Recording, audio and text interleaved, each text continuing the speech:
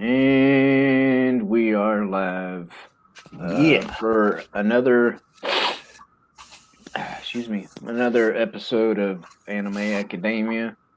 Today we are discussing Inuyasha, the movie, uh, the third movie. Um, excuse me. Swords. Uh, Swords of an Honorable Ruler. Um, and yeah, this. Excuse me.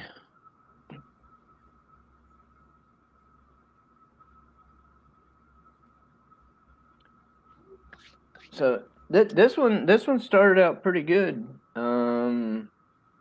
It it's like Inuyasha's brother and dad are on a beach talking, and apparently Inuyasha's dad uh, had just fought somebody because he was like, bleeding from like one of his arms or under his arm or something like that. And the uh, Shishomaru, um,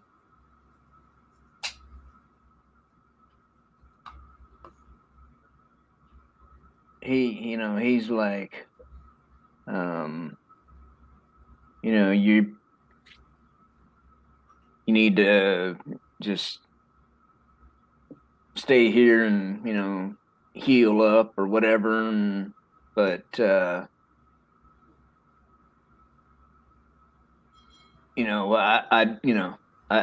like to, I'd like to get your swords, and Give me my inheritance. it's like, he's trying to, I don't know whether he's trying to tell his dad, you know, it's time to retire or what, but you just, you kind of get that feeling, that he's all like, uh, like that's the impression I got was, he's trying to tell his dad to, hang it up and retire. And give me your swords and stuff. And but he asked for um Soyunga and Tasaiga, I believe. Mm-hmm. And but there's a third sword um named Tensaiga. And like later on in the movie, I found out that they're like, yeah, there's like, each one is like one sword, for each of the three realms or whatever, that being heaven, hell, and earth, and so like, Sunga is like the basically the sword of hell, um, which and um, it's actually possessed by another demon or whatever, um, and unlike the other two who are just, I guess they're just magical or whatever. They're not like possessed by anything like Soyunga is. Um, and apparently, if you're a human, if you're a human or anything other than like anything other than a demon or a god, whatever, um, Soyunga can, for lack of a better term, possess you and make you do what it wants you to do, and which is more than likely just gonna be um, having you go on a rampage and kill everything in sight. Yeah. Um, As one does with a mystical item possessed by a human. yeah. But the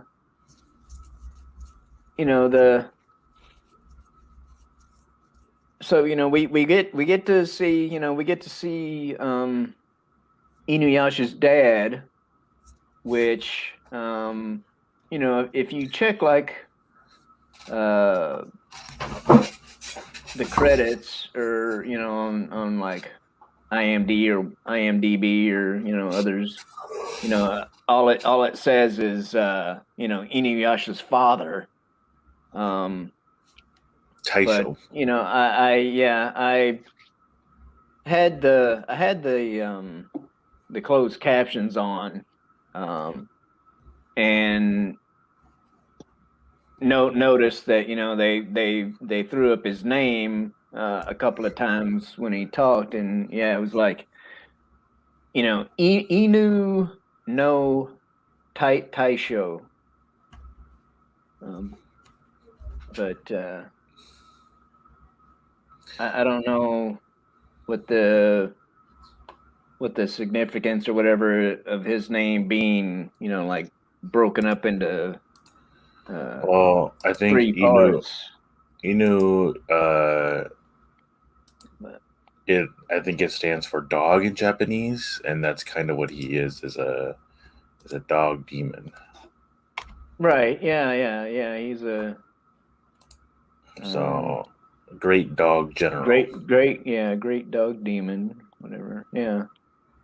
Um, but well, maybe that's um that now that you say that, though, that kind of makes me think of that little emoji or whatever, the little like super sticker thing that you'll see here on YouTube. It's a little Shiba Inu dog. But although I guess if Inu is Japanese for dog, and you say Shiba Inu dog, you're saying dog twice.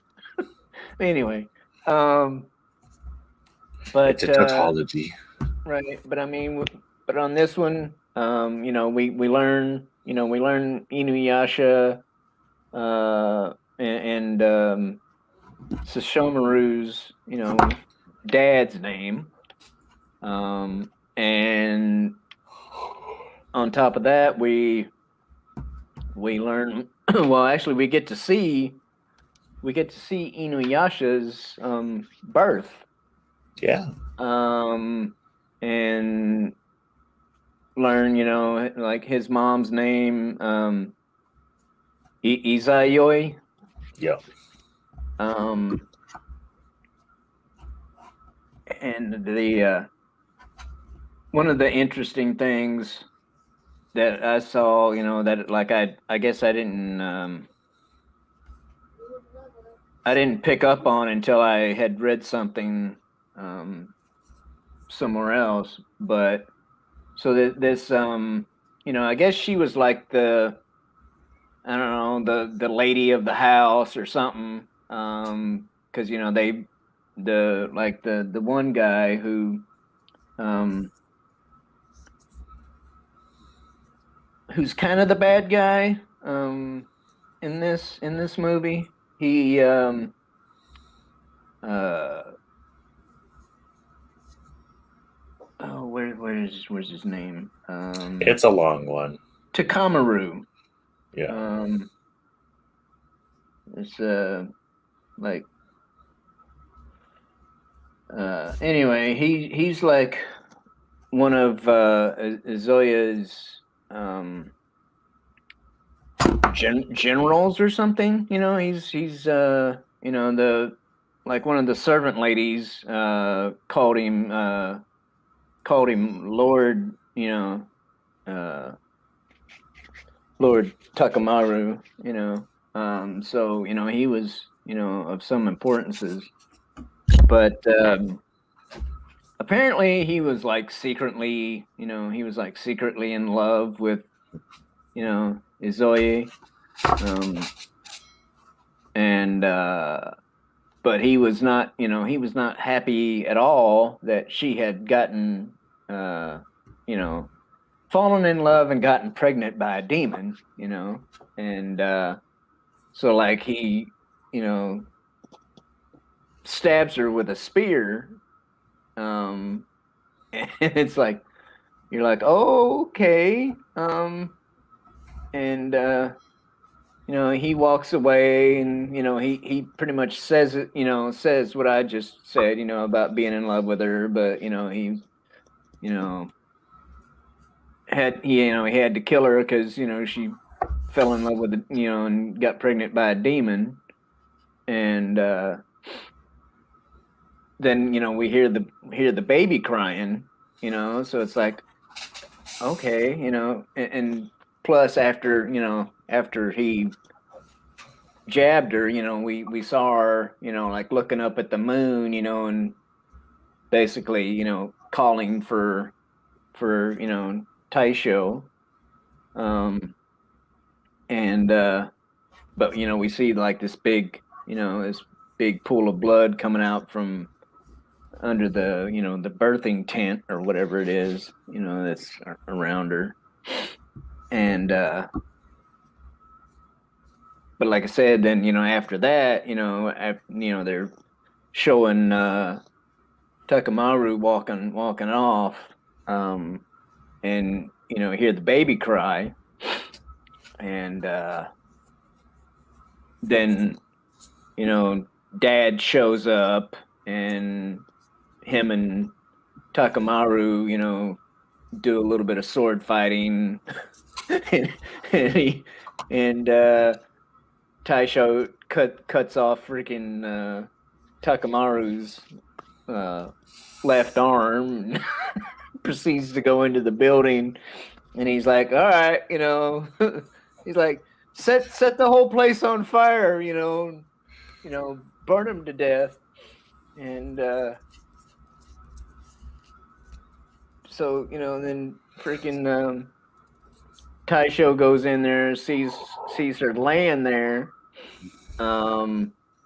with the baby, and then like these little, I don't know what you call them, They're but just little demons. imp, demon looking things, surrounding her, and he takes out one of his swords, and he's like, do my will or listen to my will, or whatever, and he like swings at the little demons, and they like disappear, and next thing you know, she's like she kind of looks up at him, and like, oh, hey, and but and I'm like, okay, so I was like, I thought so and so stabbed her, and then because like also too somewhere along there, I noticed that I noticed that spear that he stabbed her with was like off to the side, like jammed into the floor, Mhm. and I'm like, okay, but anyway, it's kind of I was like, well, did he just like nick her? Was it just a flesh wound or whatever? No, that's the power of the Yeah, Tenseiga. yeah. but like I said, later on when I was doing a little bit of reading, um, apparently, when he waved the sword and got rid of those little demon things that were around her, that was like he actually, resurrected her or Hmm. revived her or whatever. So I guess, yeah, I Okay. guess like she was uh either dead or dying, when he before that. Yeah. And cause yeah, it's like later on in the movie, uh the one guy, is it Saya? I think it was Saya, or it might have been the other old guy, the Toto, Toto Sai. Anyway, they were talking about the three swords later on and how, like, the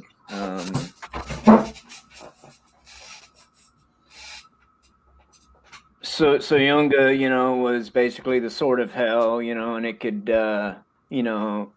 raise like 1,000 demons or whatever from hell, or not 1,000, 100, something like that.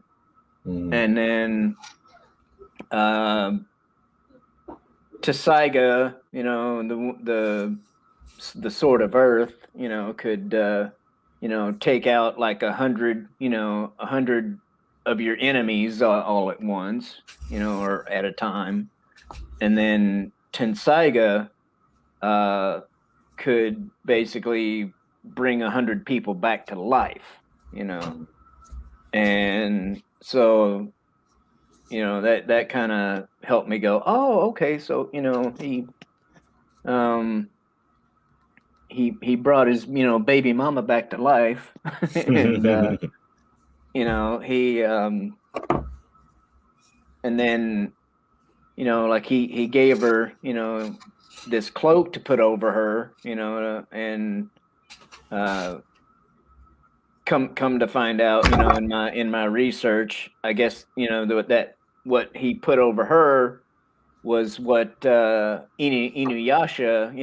his kimono or whatever that he wears now. Um, The that robe of the fire rat. Robe of the yeah, fire rat. yeah. And so um one of the although one of the little tidbits that I thought was interesting. Oh, hold on a second. Hey, pop culture minefield, and Elagabalus. I don't know.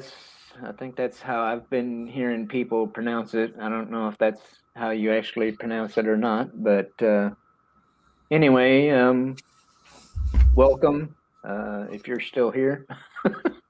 Um, Anywho, when Inuyasha, when they show Inuyasha in his mom's arms, he kind of he looked like he does now. Yeah. But unlike that one little shot or whatever, in the was it the last movie, that showed him looking more human, with the dark hair and all that stuff.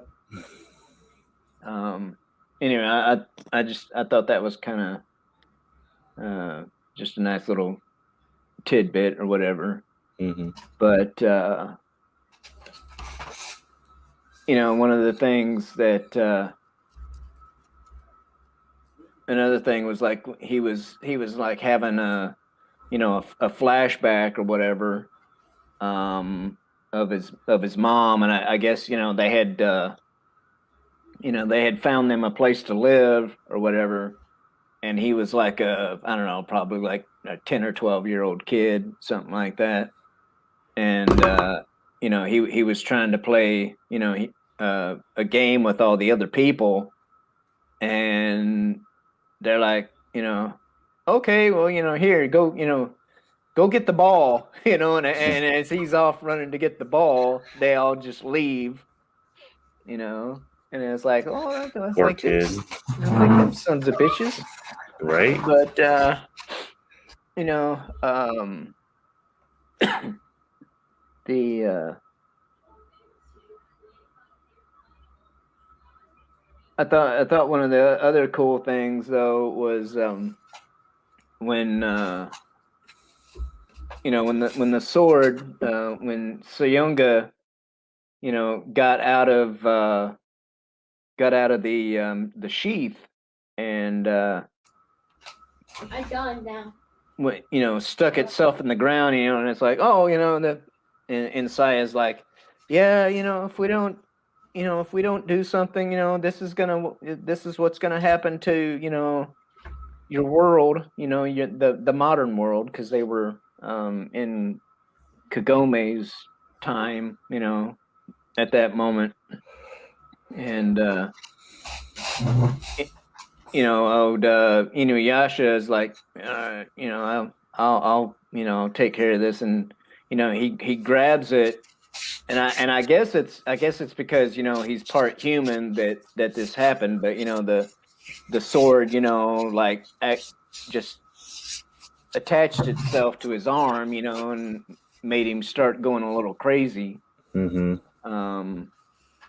But they eventually, he gets back to his time, but he's still like chasing after people, and he's like basically like ravaging this village, Yeah. and they're like, Well, and they kind of hinted at it in the beginning when you see Taisho use it.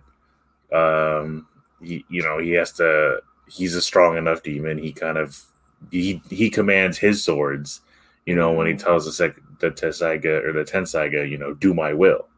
So kind of the same thing with Sounga is that because Inuyasha is part demon, that sword kind of messes with the demon part of him.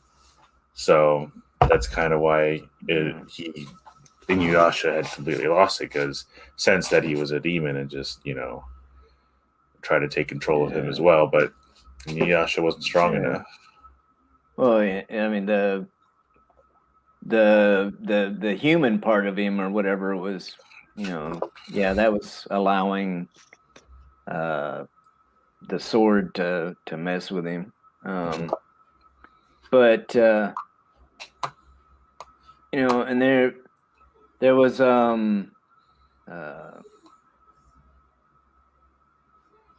there was a couple of good fights between Inuyasha and Sesshomaru, and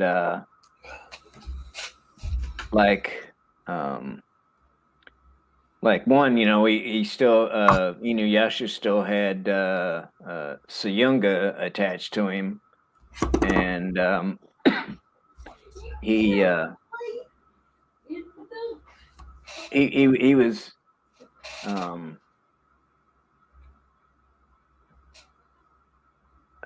Sesshomaru, was like, doing pretty good, and like Inuyasha was, about to go nuts, and Kagami went in there, and he had that necklace, that she put on him. That every time she says sit, he's like, it's like a control necklace or something. But I think, oh no, that's what that was. Is the Soyunga was like, I need more blood, to satisfy me or whatever, and go. So go kill a human or whatever, and he sees um Jockin and Ren off to the side, and he starts chasing after him, and uh Kagami steps in, and she's like, "Stop! No, don't!" And the necklace like makes him like freeze, and which I thought that was pretty cool that even though Suyunga was like controlling him, I guess it, he still didn't have enough power to overrule that necklace, and which actually ended up freeing, actually freed Inuyasha of the sword. He's basically like, all right, fine, I'm out of here, and he releases himself, from his grip and goes flying off, and which that's how we end up basically with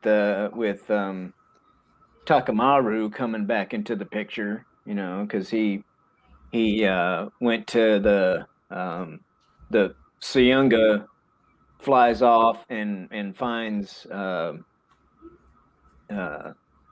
body, finds his skeleton laying there.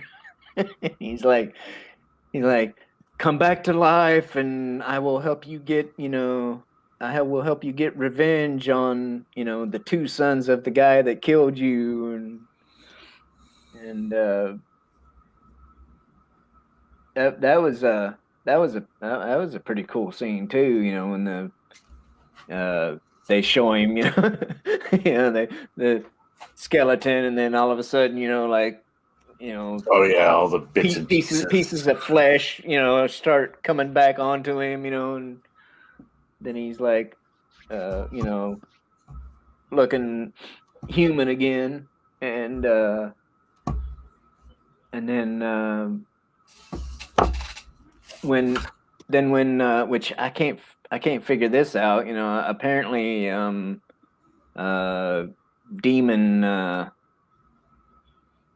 demons don't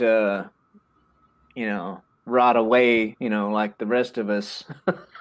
Because Shishomaru's arm, that Inuyasha, Inuyasha cut off, in the earlier movie. His freaking arm was laying there, and the freaking Takamaru just like picks it up, and he's like, "Oh, hey, I could use. My left arm was chopped off too. I could use this," and he puts the arm up to his, and it just kind of like fuses together. But that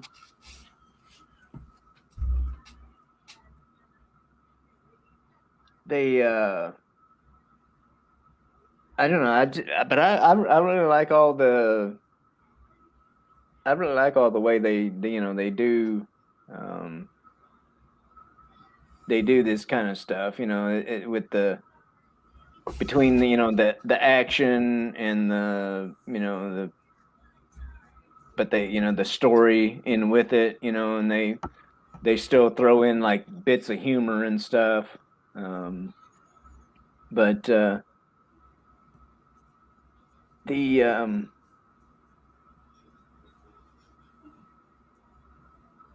oh boy, I don't know.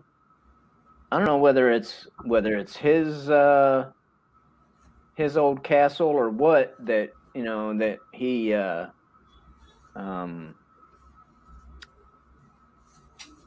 ends up in, like the fortress up on the hill type of thing. Oh yeah. I don't know whether that was his place or just some random place I that he think took over. no, I think that's where the whole story was starting at with in the beginning where Inuyasha was born because I think that's where Yeah, but no, he that had wasn't up on died. a hill though. I think it That wasn't. was. No, that I was don't more like down in a valley. know. Oh, maybe. This was like I a wasn't different paying attention. place. I don't know why he But decided that place. you know, I like the way they, you know, had him kind of like transform a little bit, you know, and he like had a, you know, had a horn coming out of his head and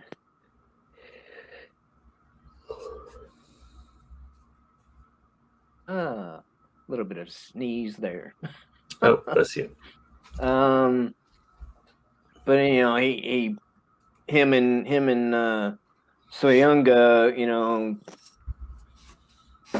basically like wave their hands around, you know, and the mountain, you know, the mountain has like these freaking giant, you know, I don't know, not tentacles, but you know, these freaking things just start jutting up out of the mountain, you know, for I guess to make it look more scary and a little bit harder to you know, traverse for people who, you know, for Inuyasha and all of them. But at the same time, you know, he's like, yeah, come, you know, come to me so I can destroy you, and which, you know, the one old guy was like, you know, yeah, they, you know, they're not going to be able to, you know, defeat Seonga and his, what is it, Dragon Twister, alone. You know, they're going to have to team up, and you know, the Tessaiga and Tenseiga, you know, together will be able to, you know, defeat him, you know, and like at one point, you know, Jockin, you know, just started, you know, rolling around on the ground laughing, you know, because he's like, there's no way that Inuyasha and Shishomaru will freaking work together. Which is, you know, it was pretty accurate. You know, they you know, they wouldn't voluntarily, you know, neither one of them would voluntarily, you know, cooperate with the other one, and which, you know, by the end of the movie, by the end of the movie, they kind of end up doing it accidentally. Yeah. But the I don't know. I'm just wondering, you know, if this was like, I mean, it seemed like it might be somewhat of a turning point with the two, you know, with the two brothers possibly kind of, for lack of a better term, burying the hatchet, you know. It's a step in the right direction, Yeah. but you know they're both just as stubborn. Right. Yeah. Um. So I don't know. I mean, what's I think I've kind of butchered this review enough. What are some Well, of your you got takes the on it? gist of it. Well, I thought it was interesting that it kind of shot my anime theory out of the water of starting off by fighting a big enemy. I think this is actually one of the better of the Inuyasha movies. Is one of my favorites, Yeah. actually, one that I had actually seen before. And I think it was really great that they started off just by kind of we get to see, because you don't normally get to, but you get to see Inuyasha and Sesshomaru's father, and the, you know, their whole background and almost origin story of like where they came from. It explains a lot, especially to those who've been watching it and to those who might just be starting off on the third movie for some strange reason. But you know, you get to see his mom, his dad, and you kind of find out like why Inuyasha is the way he is. You know, he's really been tormented since birth, even before birth, because everyone knew he was going to be some abomination of a half demon. And you know, in those times that was like unacceptable. How dare you exist? And you know, he just had to put up with all that crap for his entire life. I love that, you know, we find out more about the swords, Tensaiga and Tetsaiga, and you know, their father's connection to it. And Sounga, it's not really, you know, we talked about canon before on the last stream, but Sounga's not really canon. You don't really hear about Sounga in the series. So it was a great movie premise, you know, to kind of tie all three together, and it kind of gives it that lore about the power of these swords and the person that wielded it before them. And of course, it has my favorite Inuyasha out in the real world. That's always fun when he saved Kagome from the volleyball because it was going to hurt her. Yeah, right, yeah. And he's just like all high tech. He's got to wear his hat so no one can see his ears. And then I think it's really interesting because we don't normally see a lot of supernatural action in the real world.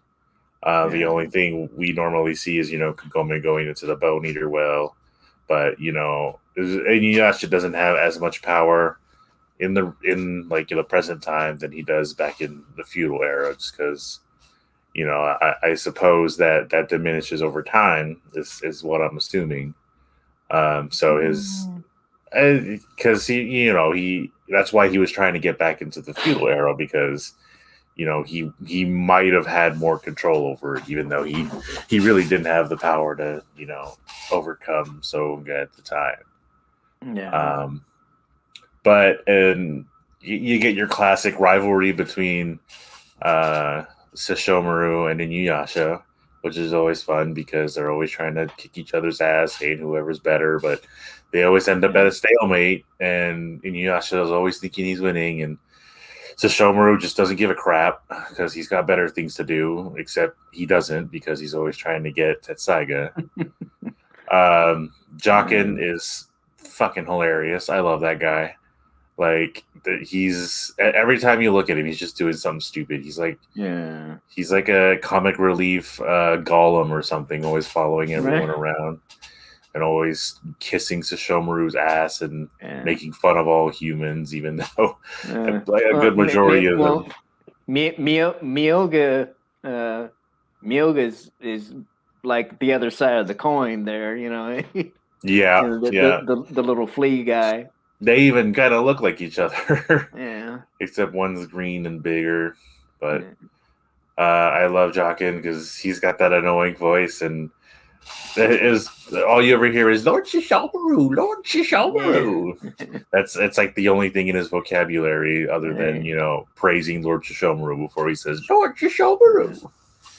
And then I love it. I love you know, when Sesshomaru thinks that he's nothing like Inuyasha, or he's nothing like the humans that he hates so much, but he actually is, and his father knew that was his problem, so he gave him a sword that only is relevant when he's caring about somebody or protecting somebody the way that Inuyasha does. So you kind of see that dynamic between the two, that they're different but they're the same person. And, you know, to me, it seems like Sesshomaru's jealous of Inuyasha. That's just my opinion from even from the movies that we're seeing, you know, because he wants Tetsaiga, and also he's able to wield Tetsaiga the way he does and bring out its potential. But, you know, Sesshomaru has Rin, which is like his little pet human or whatever. And I love that, you know, they kind of hint that, yeah, he really does care. about his little human, and as annoying as Jockin is, he kind of cares about Jockin. So But he still it, said no, you know, because yeah, I mean, he's lying to himself, yeah, but I'm sure, in his heart, as much as he wants to deny, because he feels like that's a weakness to him. yeah, That's not how he's going to grow in his own strength. right. But you can't. Yeah. Swords don't lie. Because, like, at the beginning of the show, when he's talking to his dad, he's like, no, I don't have anybody protect because I don't care about protecting anybody. And then, towards the end of the movie, when he's having having the flashback or whatever, he's he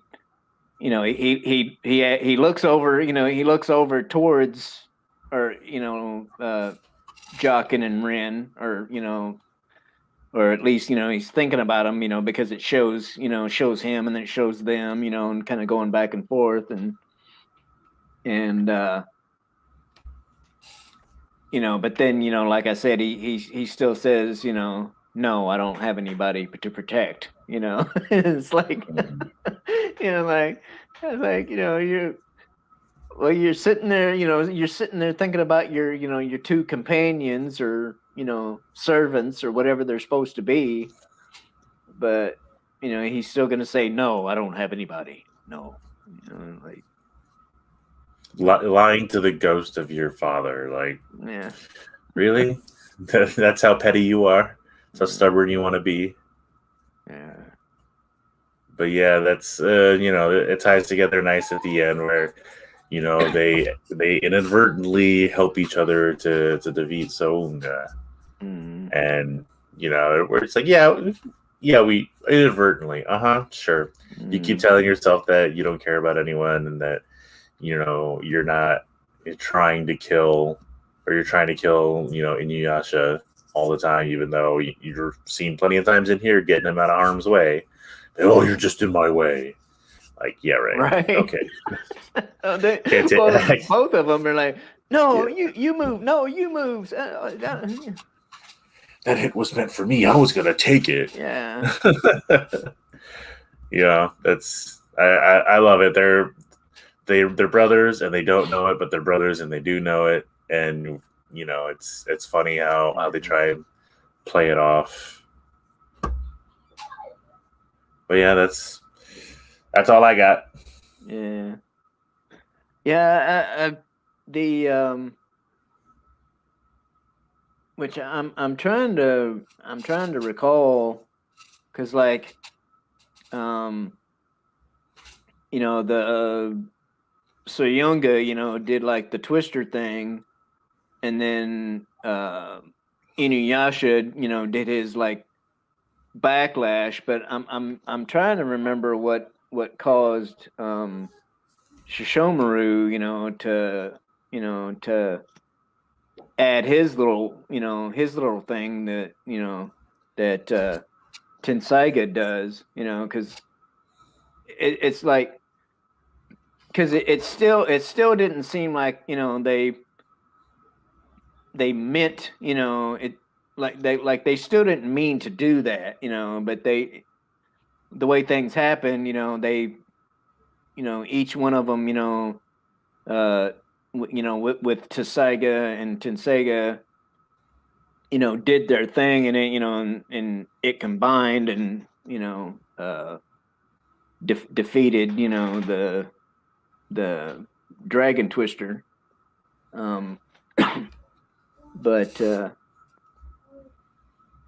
I think he was just being rebellious to the ghost of his father, right? And it's like, no, I can do it, and then just throws it in there. But the cool thing about it was, because they're all like, over on the sidelines, they're all like, Saya, don't you think you can, hold on to him, for another little while or whatever?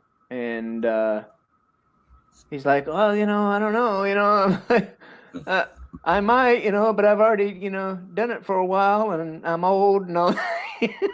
So, but when the two when the two powers came together and knocked out Soyunga, it it basically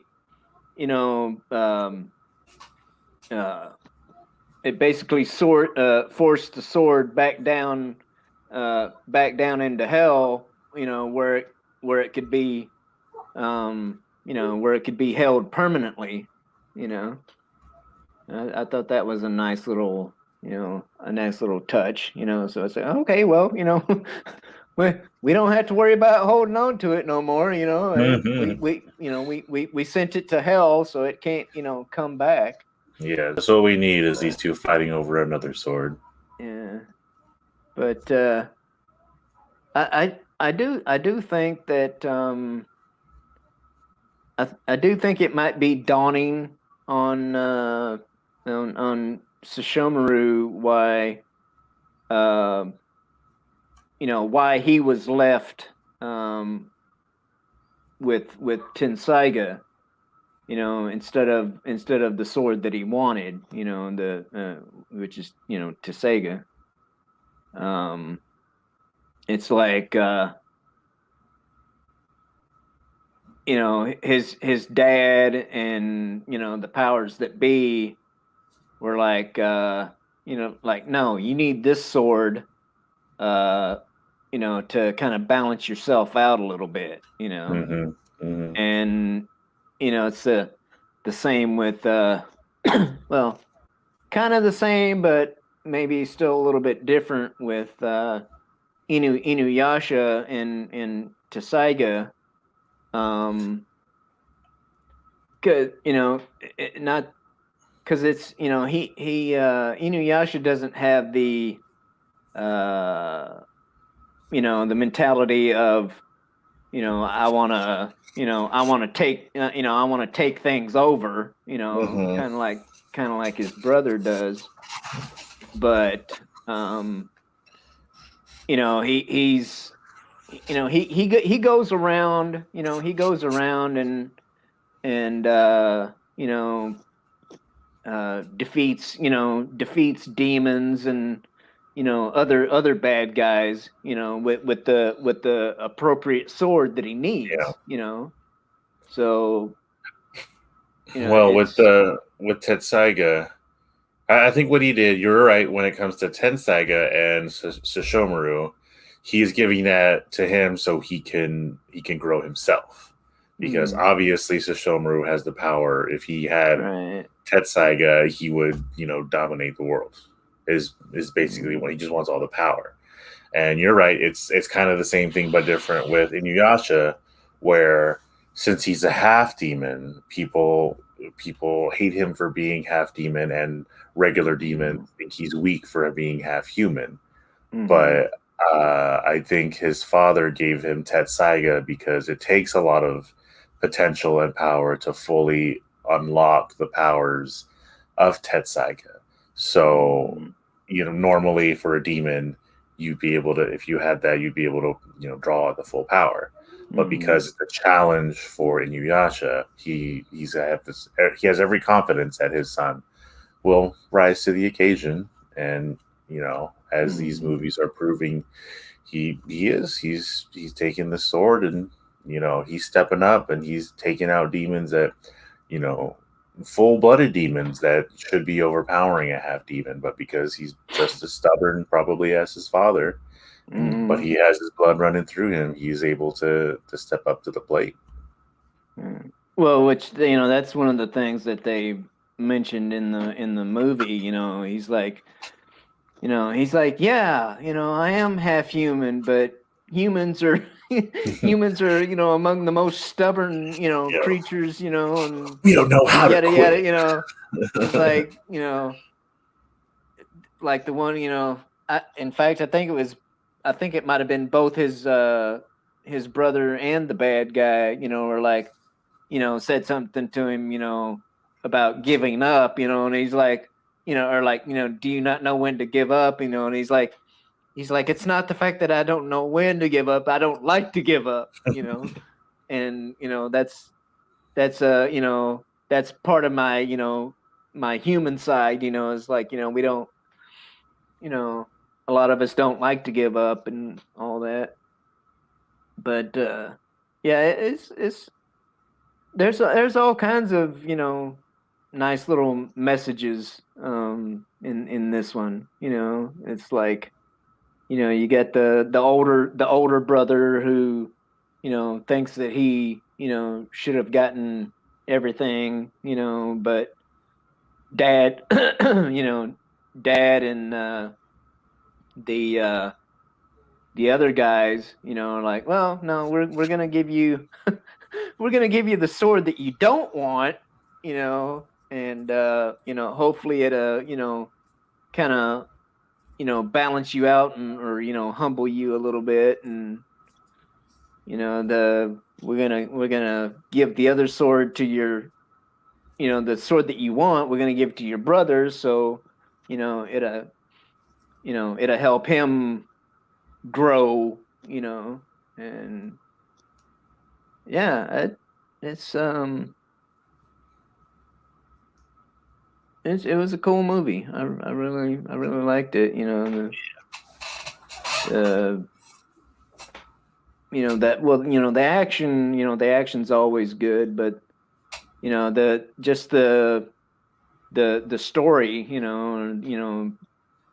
of, the backstory, whatever, of how, Inuyasha, came into the world and all that, I really liked it. And again, just like the other ones, it makes me, look forward to checking out the next movie. But anywho,